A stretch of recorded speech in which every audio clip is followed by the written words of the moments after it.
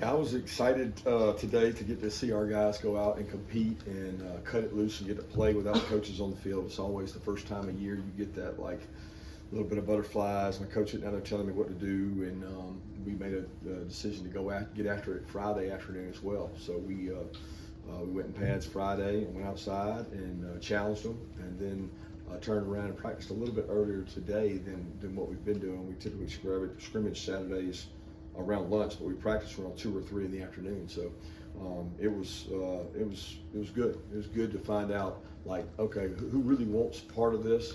Who really wants to go out here and compete and get better? So that part, I think we got to identify maybe some guys that are ready to play versus some guys that want no part of it because they can't sustain and keep their level of focus up during the scrimmage. So I was glad that we got the conditions we got.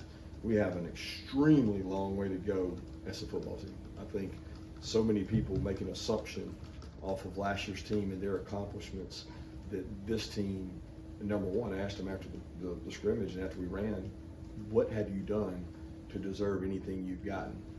And they've done nothing.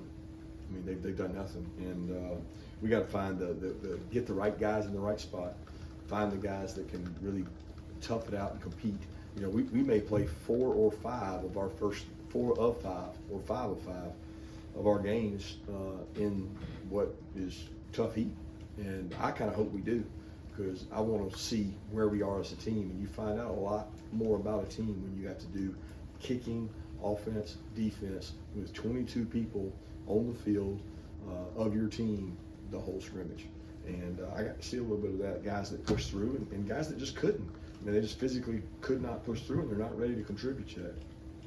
But with that, I think we'll open it up. I mean, I know you guys are going to ask about the quarterback position, but I can't tell you anything until I watch the tape. I can tell you that I would like to see all 3 of them play better, but the people around them have to play better. So when you evaluate a quarterback and you say, well, he threw an interception. Well, if he hit a guy in the hands and it bounced through his hands and got intercepted, you know, obviously we judge that. You know, if there's 7 drops during the scrimmage because of wet hands and heat, then you evaluate that. But I don't think any of those quarterbacks would tell you they played their best game, and I think we need each one of them to get better to get where we want to go. And a lot of that has got to do with, you know, cutting down some of the offense, deciding what we want to use, and really focusing in on that. That wasn't today's goal. Today's goal was to find out who's got some toughness and who can push through. If you have a question, raise your hand.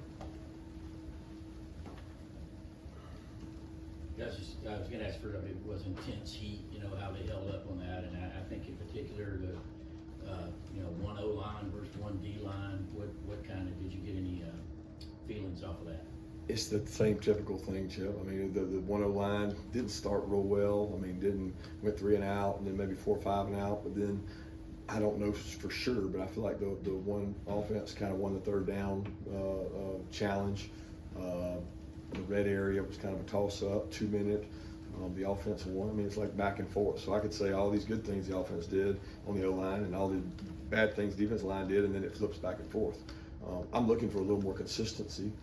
I certainly think that we have a very talented first group of O-line and maybe a couple backups. I feel like we got 7 or 8 guys that can play winning football that I don't know that we got their best effort. Like if you just said, I'm going to grade our line on their practices so far, and then I'm going to grade them on this practice, I would have argued the practices up to this point have been a little better and a little more dominant than they maybe were today, at least in the run game, maybe not in the pass game.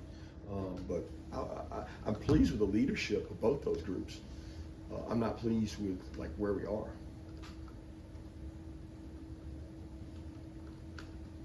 Beyond today, and you can include today, how was Carson done in terms of, you know, managing the offense, executing? I know you haven't much film today. Oh, he does a really good job. I mean, all 3 of them do. Like executing the offense, you got to remember all 3 of them were in it last year and have been in it for a while. The verbiage doesn't change, so like they know and can execute the offense. The players around them have to make plays, and they have to avoid catastrophe situations because, you know, we have a defense that causes havoc. We have a defense that can be disruptive in disguise, and there's going to be a play every now and then. You got to get us to the next play. You don't have to make a Superman play. You just got to get us to the next play. And And I don't think that Carson or any of those quarterbacks don't understand what we're trying to do offensively or what we do to execute. They need 10 people around them functioning at a high level, and a couple of those 10 to make some, explosive plays for them.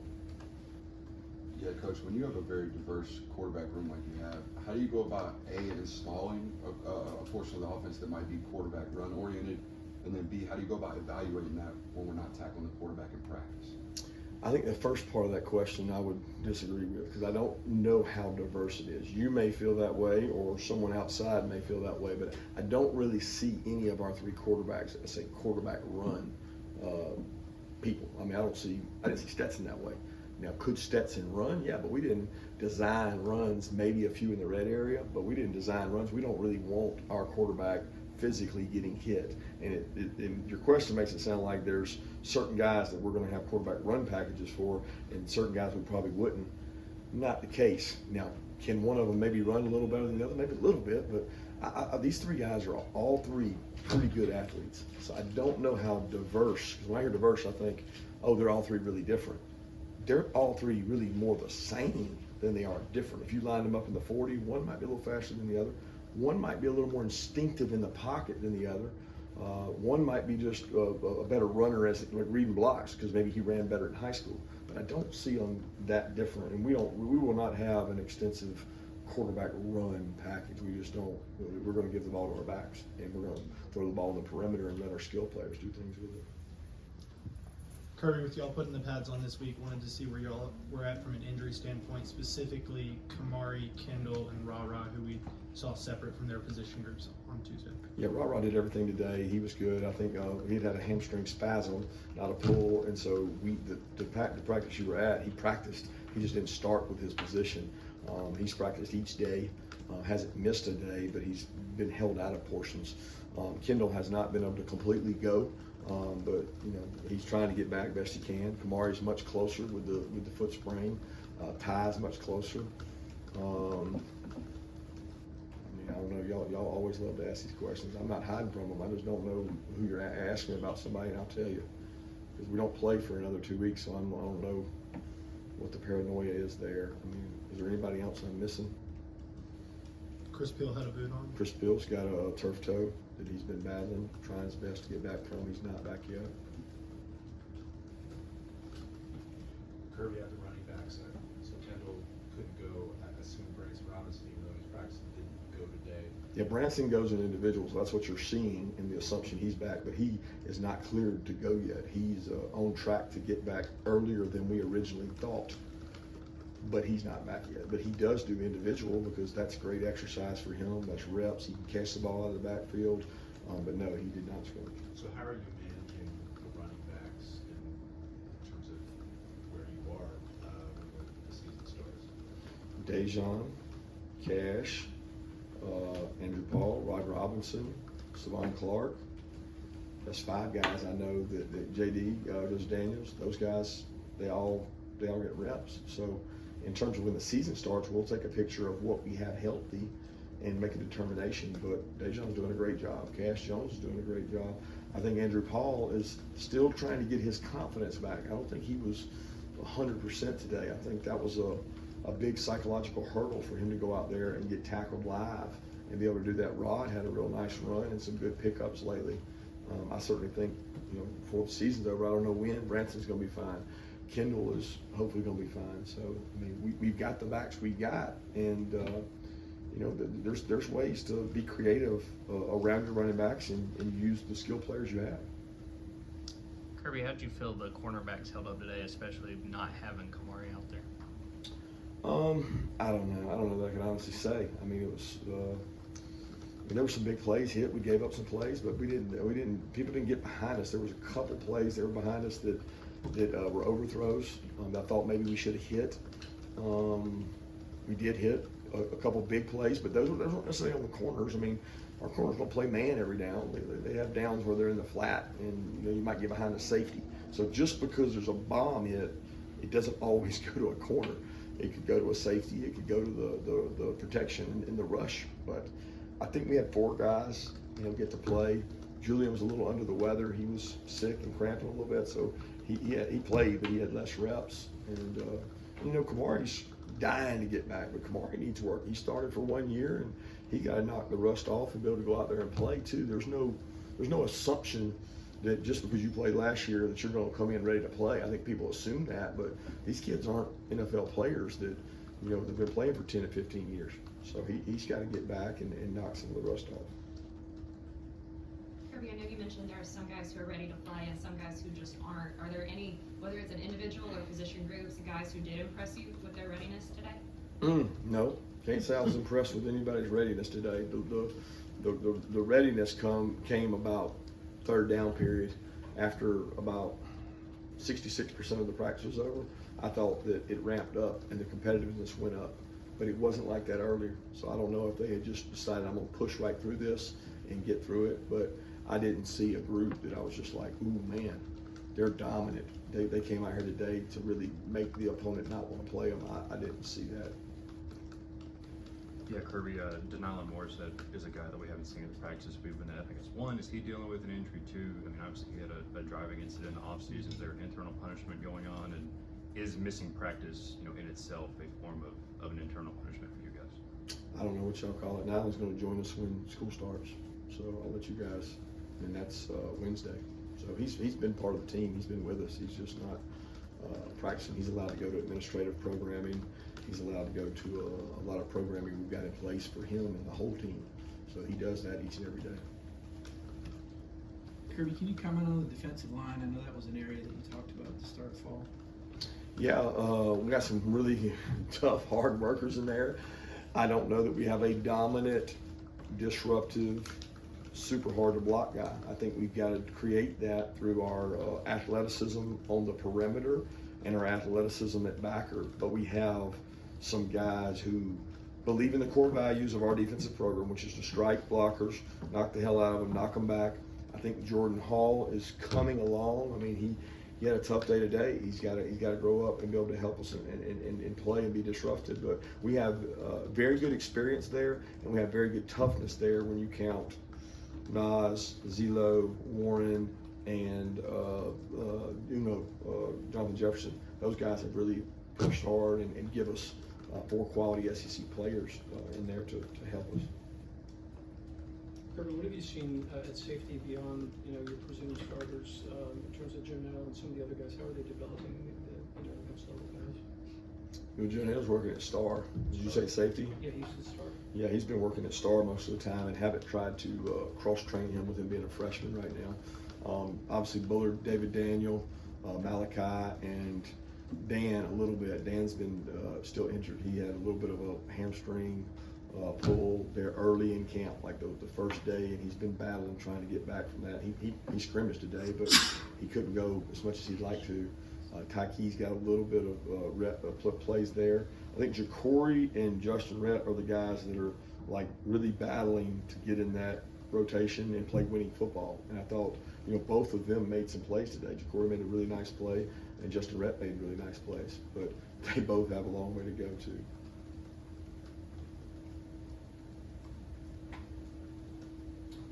Yeah, Coach, last 2 seasons y'all have opened with top 12 matchups. How do you avoid a sense of, preparing differently because we're not playing Oregon or we're not playing Clemson? Yeah, I don't sense any difference because we never talk about that. So like whether we play Clemson, Oregon, or the national championship game first, we don't talk about it. We just try to get better to us because we know we have multiple games to play after that. So I know that's a big deal to people that say all season, all that. The kids aren't thinking about that. They're thinking about like, how can I lift today? How do I work out today? How do I scrimmage today? I mean, today was about playing Georgia. You're not going to play too many teams better than Georgia. So like, let's go play Georgia and let's worry about that and not who our opponent is. So does that concern me? No, not really, because I don't worry about who we're playing until 9 days out. How's Raylan Wilson, and did you come out injury-wise okay? Yeah, Raylan had a hyperextended knee, but as of right now, I would reserve judgment until we know for sure. But ligaments are intact, and hopefully he'll be fine. It was a scary play, but he seems to be fine. He walked off the field on his own, and Ron feels good about it. But you never know. You got to do all the due diligence. But coming out of it, I think we had a couple guys get a couple ankles, but I don't know that we had a significant injury other than Raylan's, and I don't know how long it'll be, but we don't think it's ligament damage. How has Smile come along to this point in camp, and has there been any progress as far as him getting back? Yeah, Smile's been great, man. He works really hard every day, and when you're dealing with that kind of injury, it's a very sensitive injury. It's one of those deals that you have to be patient with. We knew that when we found out about it in the spring, the very end of the spring. We knew the minute that he had it, it was a long-term deal that he was going to be fighting. He's fighting similar to what Dan Jackson had, and also fighting what Xavier Story came in with as a freshman. So luckily we caught it a little bit early, and we were able to start. I mean, the worst thing would have been happen to not catch it and then figure it out in fall camp. He's doing really well. He's running on the side, and he's on progress. We have time for 2 more questions. As the quarterback competition, continues, what do you want to see out of these guys to where one of them can separate themselves? Consistency. I mean, accuracy, consistency. Those are the things that always come out. And if you're accurate in our offense, you're going to have some easy free throws, decision making. Third down. Because we're going to get put in some 3rd and 10, 3rd and 6, 3rd and 8. What you do on 1st and 2nd down, I mean, it's either a shot, it's there, it's not. It's either a boot or naked, it's there, it's not. It's a run play, and that's not a lot on the control of the quarterback. It's going to come down to who's accurate, makes good decisions on 3rd down, and who can be explosive. Hey, Coach, I know it's tough to kind of figure out what's going on with the offensive linemen and stuff like that, but what have you seen from some of those tackles that are competing out there recently? What have you liked from them? And particularly who? Specifically Ernest Green and Austin Blasky. Yeah, Blasky's been battling some injuries, some sickness. He got a little bit sick. He got a little bit sick and was 1 or 2 days in there that he didn't get to practice. So when he's been there, he's done really well. He's been really competitive. I think the heat's been really tough on him. He's a fighter, man. He's one of the toughest kids I've been around. So Ernest has gotten more reps than him at the ones, but feel really good about Blasky. Truss has kicked out there and played at tackle. Dylan Fairchild's played at tackle. Micah's played at tackle. Obviously, Amaris has been able to flip and play both. Monroe Freeling's a young kid that's come in and gotten better every day. So Chad stays out there and plays. So we have a kind of a working committee, because the last thing you want is to not have a tackle ready to play in a game. So for us, we're always trying to develop that tackle position, knowing that we've got a lot of guards that can go in there and play.